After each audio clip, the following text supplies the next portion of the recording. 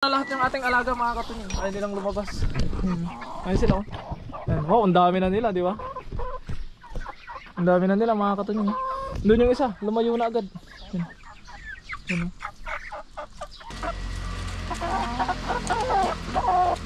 Ayun. Oh, dito na.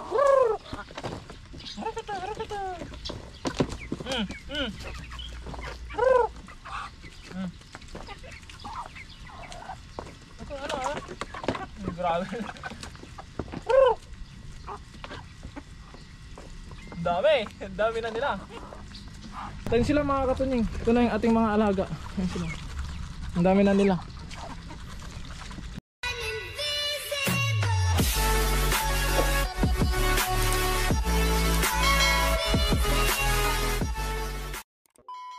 So what is up mga katunying, another day, another vlog. At syempre welcome back sa ating YouTube channel. At syempre mga katunying, nandito na naman tayo sa ating mini garden para gawin ang ating mga dapat gawin dito sa ating garden. Dahil ngayon ay wala pa rin tayong pasok. Kaya mga katunying, samahan nyo ako sa araw na ito para ipagpatuloy ang hindi natin natapos kahapon. Bali, kahapon pala ng hapon mga katunying, nung may free time ako ay ginawa ko na yung sa manok. Kung malatandaan nyo mga katunying ay tinapos natin yung dun sa pato. Ayan siya mga katunying. Bali, bubukas muna natin to dahil pakakawalan natin sila. Ayan. At kahapon mga katunying ay natapos natin tong sapato. Ayan siya mga katunying. Ngayon naman nung hapon mga katunying ay sinimulan ko naman yung dun sa manok. At ito yung nagawa ko kahapon. Ngayon ay tatambakan na lang natin siya ng lupa mga katunying para maging plastado siya. Pero syempre bago natin gawin yon ay kailangan muna natin silang pakainin mga katunying. Kaya gawin muna natin ang ating daily routine. At pakakawalan din pala natin ang ating mga manok dito para makapag-exercise din sila. Ayan. At mga katunying, mamaya kapag natapos natin yung doon sa manok mga katunying ay napag-desisyonan kung isama na lang itong mga manok natin dito sa mga manok natin sa loob. Para sama-sama sila mga katunying at hindi sila gaanong mainitan dito sa kanilang kulungan dahil tinumba na naman nila yung inuman nila. Dahil nakikita natin mga katunying para silang init na init sila. Kaya pakakawalan natin sila doon sa loob din mga katunying mamaya. Bali pakakawalan muna natin sila dito sa labas dito. And then mamayang hapon ay kukulong natin sila doon na sa kulungan na kasama ng mga tong nandito. At yung mga pato natin ay kumakain na doon mga katunying. At ang mission natin for today is na kailangan nating tapusin mga katunying ay yung doon sa manok tatapusin natin, tapos harangan na ulit natin sila mga katunying para bukas ay ang trabaho naman natin bukas ay dito naman na tayo sa ating mga halaman. Ayun mga katunying, nang sa ganun makagawa naman tayo ng ibang mission dahil itong natin umaakyat na kaso wala pa siyang akyatan dahil hindi natin maharap. Kaya need na talaga nating tapusin kung ano ang dapat natin tapusin mga katunying. At nakaready naman na yung natin, yung ating hahakutin na lupa, nandun na mga katunying, hahakutin na lang. Ginawa ko na din kahapon. Kaya pakawalan muna natin to at gawin muna natin yung daily routine. Magpapakain muna tayo ng manok at bibigyan natin sila ng tubig. Kasi di hamak na mas malalaki katawan na ito. Oo. Gusto mong sabungin.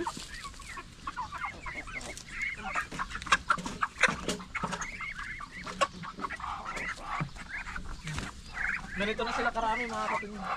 Ay sorry. Bigat.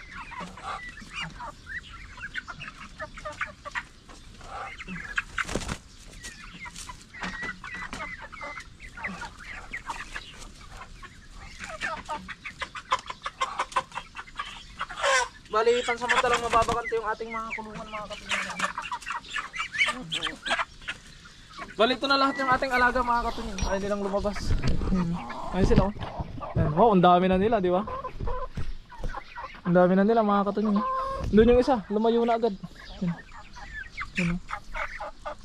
At ngayon naman mga katunying ay ilalabas natin yung kanilang mga tubigan at lalagyan natin sila at ganoon din lalagyan din natin ng pagkain. At meron tayo ditong kanin at yung noodles na binigay ni Dea. Yun yung titimplahin natin mga katunying. Lagyan natin ng darak at wala munang sisig. At ang ipapakain na natin dun sa mga manok natin dahil isasama na natin sila ay magpipids na tayo. para mas lalong gumanda yung mga katawan ng mga manok natin. At yung mga pato naman ay mananatili sila sa sisig. Kaya gawin na natin kung anong dapat natin gawin mga katunying. Let's G. At yun mga katunying, meron ng darat. Ayan. At lalagyan na natin itong kanin.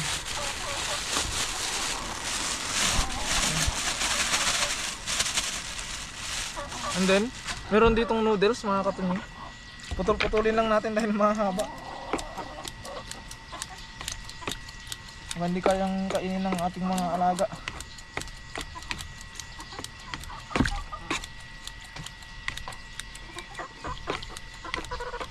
Tapos lagyan na natin mga katunying.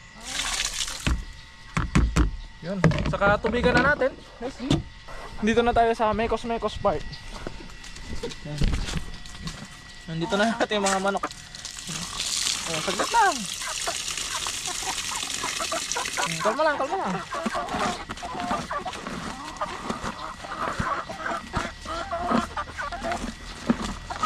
Namiss yata ako ng mga ito. Arko! Huwag naman ganyanan ah.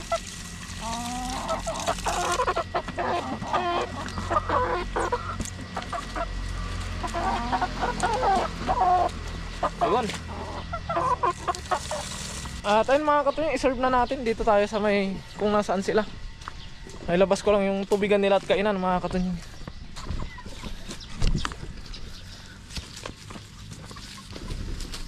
Malagay muna tayo ng mga katunying.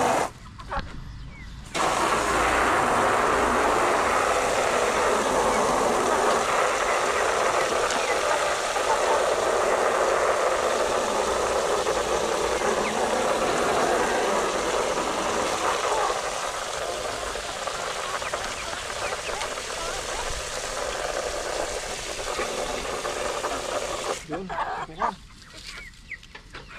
Tapos syempre ilalagay na natin itong kanilang pagkain. O dito na. Harakata, harakata.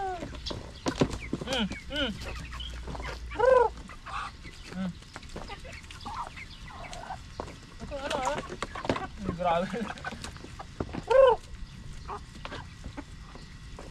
Grabe. Dami na nila. O dito.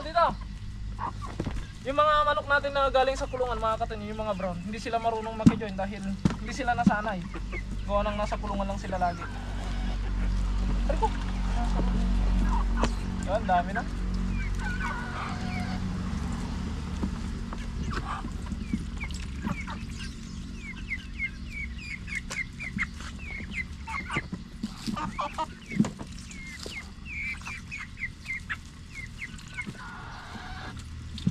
Dami na nating alaga mga katunying. Ito naman mga katunying, hindi ko alam kung gusto nilang kumain ng ano, pero bibigyan natin sila ng feeds. Buha tayo ng kainan.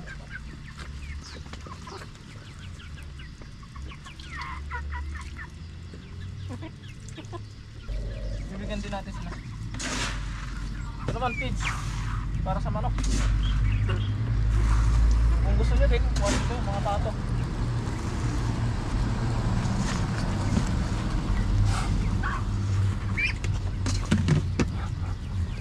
At ayun sila mga katunying. Ito na yung ating mga alaga. Ayun sila. Ang dami na nila. Busy sila sa pagkain. Oh. Ayun. Hanggang doon. Nandun sa silong yung iba. At habang busy naman sila mga katunying, tayo naman ay tatambakan natin yung doon sa loob para walang magulo. Dahil kapag tinambakan natin ng lupa doon at nasa loob din sila ay magkakagulo lang mga katunying dahil sumasalubong sila sa atin. At ngayon na busy sila dito. Sasamantalin natin yung pagkakataon na gawin yung mission sa loob para matapos natin mga katunying. Let's G! Dahil dito tayo dadaan. So, nakaready naman ang mga katunying, papalain na lang natin. Ito na lang. Ito na siya mga katunying, binungkal ko na. Tapos nakalakarga na yung iba. Kaso nga lang, medyo ginabi na kasi kahapon ng mga katunying at nagpatulong yung Indonesian sa pinuntahan niya. Kaya hindi ko na ituloy mga katunying. Pero now ay tutuloy natin at tatapusin natin ngayong araw mga katunying. Hindi tayo titigil hanggat di matapos yung ating kulungan para bukas mga katunying ay panibagong mission muli. SG! Pero na nakalagay sa cart mga katunying ay itutulak na lang natin doon sa loob ng kulungan. Ayan.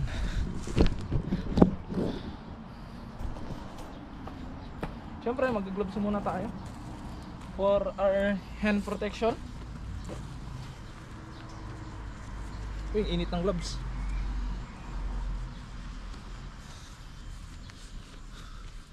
Let's do this. Uy, may usok effect pa. SG.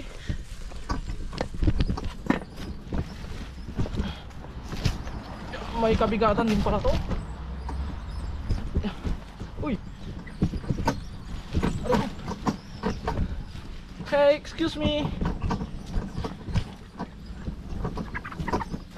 Excuse. Tapos dito, pahila yung gagawin natin mga katunying dahil malit yung daan at maraming butas.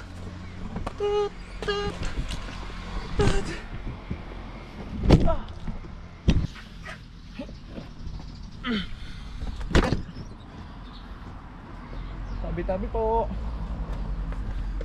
Malit kasi yung daan natin mga katunying, kaya kailangan natin ng patras.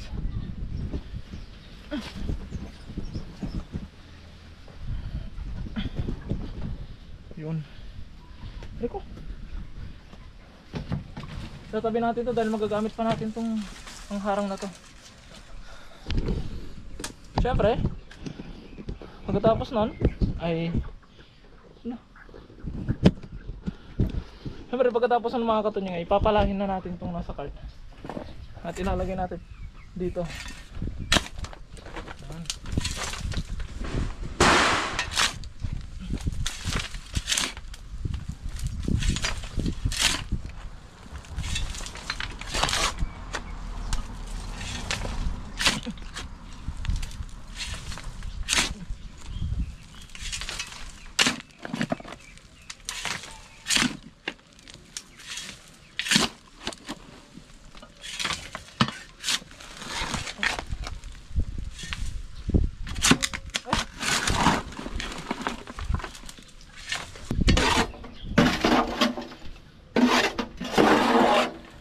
Kulang pa rin.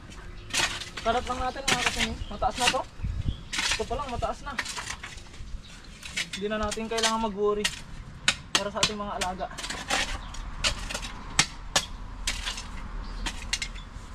Sagot sa baha. Ito na ang solusyon. Bali kailangan pa natin ng isang cart mga katunying. Kukuha lang ako doon at hintayin nyo na po ako dito. Bigat. Ito na second batch. Punong-punong truck.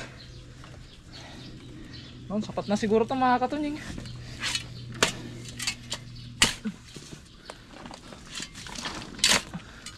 Para mapuno.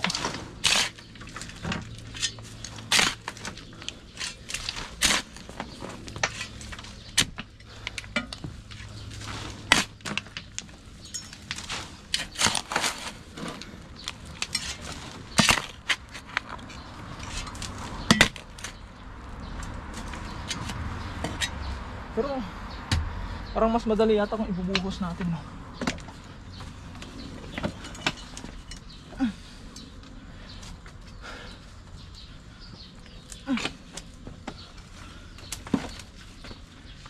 Itaobang card! Aray ko. Mataas na pala. Mataas na. Okay, kalat na lang natin. Grabe init. Yan. Yan o.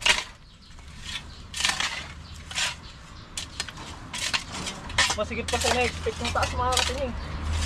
Very good. So hahalukayin din naman ng ating mga manok sa mga katunying. Kaya okay na to.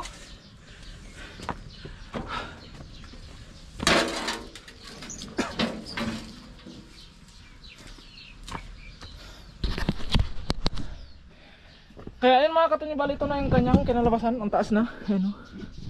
Taas na siya. Ngayon ang gagawin natin, ay kakabit na natin yung harang. Ibabalik na natin yung harang. And then mamayang hapon natin ikukulong ang ating mga manok. Kaya ay mga katunying, simulan na natin dahil sobrang init talaga ngayon.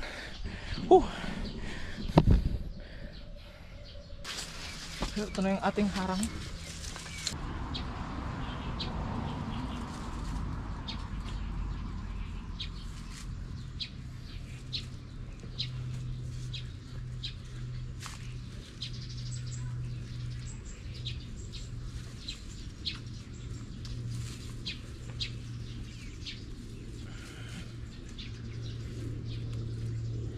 Yan mga katunying, bali itong malit na part na to ay iiwan natin bukas dahil dito natin sila papapasukin mamaya.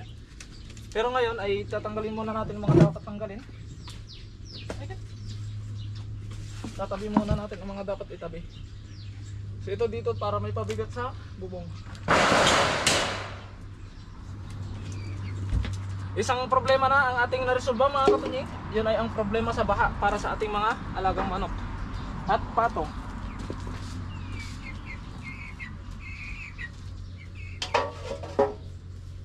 Kaya ngayon ang next natin ay itong swimming pool mga katunying ay papantayin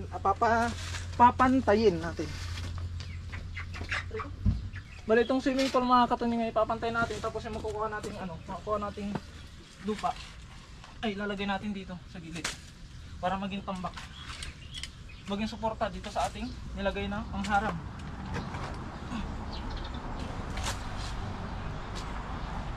Samantalin natin mga katunying habang hindi pa umuulan. Ito na yung pagkakataon natin.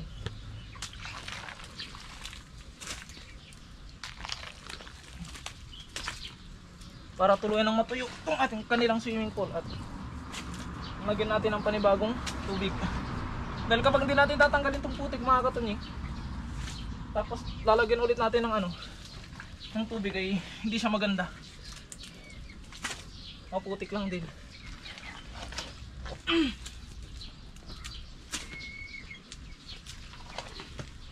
Yakat! Bigat!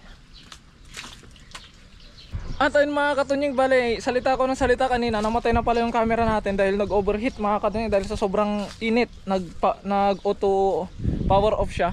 Pero tapos na natin mga katunying, bali tubig-tubig na lang yung natira doon sa kanilang kanilang pool. Ayan. Yan mga katunying. Then ang next natin, dahil mababakante yung ating kulungan dito, ay ililipat natin yung ilaw nila doon sa may pwesto ng manok. Kaya magiging lineman muna tayo for today's mga katunying. Matanggalin na natin yung linya at ilipat natin doon. Let's see. Ipa-plug na lang natin doon mga katunying.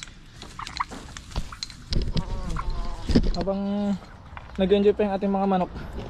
At yung iba naman ay nandun na sa loob mga katunying. May napasok na yung iba. Yung kagandahan sa mga to dahil hindi na natin sila kailangang bugawin, papasok. Sila na yung mismo yung magkukusa. Yan. Pero syempre, iyan muna natin.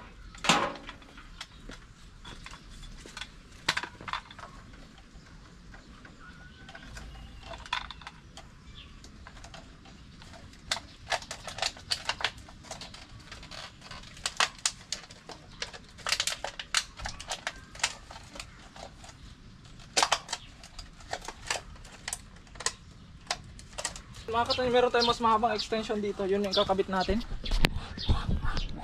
dito sa ating mga alagang manok. Para may ilaw sila kahit na gabi ay makakain sila mga katunying. So itatali natin. Ang sagot ay maging matibay. At ngayon, kaya natin ito ipapwesto yung hindi mababasa. I think dito.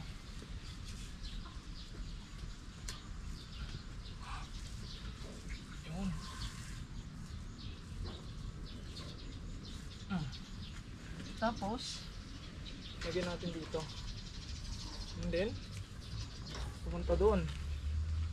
Tanggalin na natin itong isa.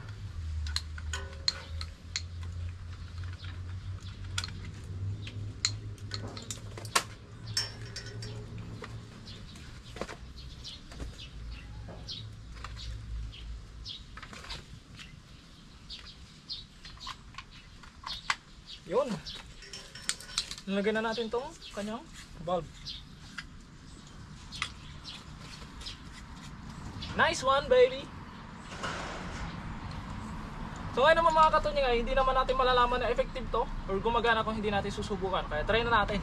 At syempre para matry natin mga katunying, kailangan natin ng i-on to. Oh, boom! Gumagana mga katunying. So ang kailangan na lang natin ay hintayin silang matapos sa pag umamayang hapon mga katunying, papapasukin natin sila. Pero ngayon ay hayaan mo muna natin sila mga katunying. Nang sa ganun mga katunying ay makapag-enjoy muna sila sa labas dahil isang linggo na naman silang hindi makakalabas. Bali every day off na lang natin silang palalabasin. You know? Yan, nag-aantay na lang sila ng oras mga katunying. At yung mga nandito naman sa labas ay ganun pa rin, nag-enjoy pa rin sila. Ayan, na sila mga katunying.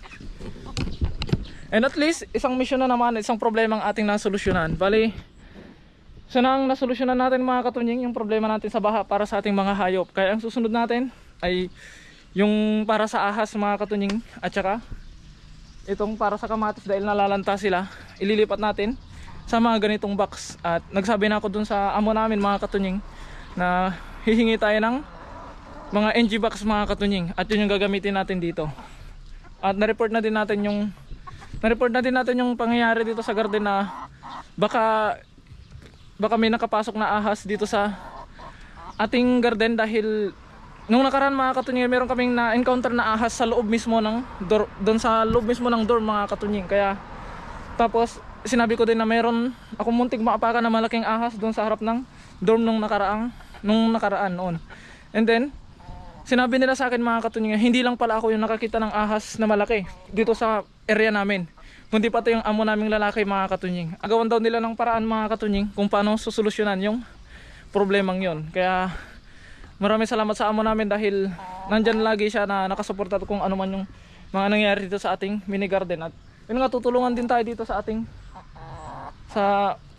bibigyan nila tayo ng NG box mga katunying para mailipat natin sa box tong ating mga kamatis mga katunying. Dahil kung makikita nyo wala na talagang natira. 1, 2, 3, 4, 5, 6, 7, 8, 9, 10, 11, 12, 13 na lang mga katunying. Yung dating 30 ay naging 13 na lang. Kaya kailangan natin itong maagapan, gawa ng sabi sa weather forecast next week ay uulan na naman. Kaya kailangan na nating paghandaan to mga katunying. And then at least natapos na natin yung doon. At magliligpit na tayo mga katunying, at kailangan din nating magpahinga dahil pasok na naman bukas. Kaya maraming salamat po sa walang sawa nyo pong suporta sa akin at sa aking mga nakakasama. Mag-ingat po palagi mga katunying, and God bless po. Bye bye.